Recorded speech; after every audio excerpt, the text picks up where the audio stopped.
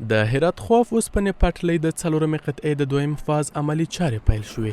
د سیمه ییزو مسؤلینو په وینا دغه پروژه به د 40 کیلومترو په اوږدوالي سره د 450 میلیون او 600 زره ډالرو په لګښت سره د ده سرخ سیمه کې د لومړي فاز پای څخه پیل او د هرات تر صنعتي ښارګوټي به د 40 میاشتو په لړ کې بشپړه شي. این پروژه که هست 47 کیلومتر طول داره. نقطه شروعش قسمت ده سرخ ختم فاز اول است، امتداد پیدا میکنه الا قسمت های آخری یا موازی با شهرک صنعتی هرات.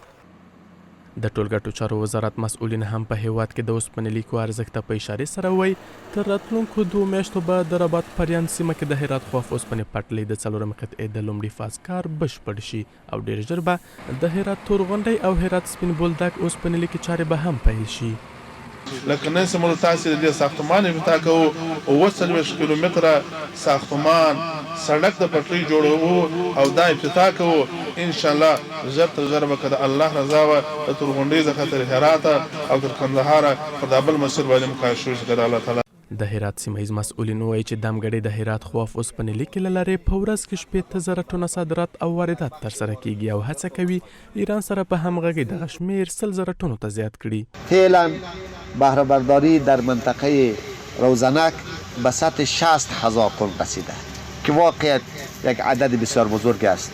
ما امیدواریم که با همکاری دو جانبه افغانستان و ایران این سطح به سطح 100,000 تن برسانیم و در بخش وارد صادرات هم دستاوردهایی داشته باشیم و همراه برادران و شرکت‌های در مورد تسهیل روند صادرات از افغانستان با وسیله خط آهن صحبت‌های شده. اخوا د هرات د سوداګرۍ او پانګونې خونه په هیواد کې د اوسپنې لیکو پراختیا د سوداګریزو توکو د لیږد لګښتونو په کمېدو کې ګټوره بولي. بسیار ارزان تمام میشه. یعنی اگر خواسته باشیم ما 1 تن بار از بندر عباس تا هرات بیایه 150 دلار تا 130 دلار کرایه میخوره. این به 32 دلار یا تا 35 دلار یا تا 40 دلار تمام میشه. بسیار به صرفه به مردم ما، به صنعتکار ما.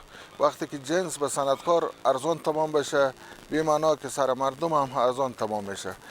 د هرات خواف اوسپنې لیکه په ټوله کې شاوخوا 215 کیلومتره اوږدوالی لري چې افغانستان د ایران له لارې اروپا سره نښلوي.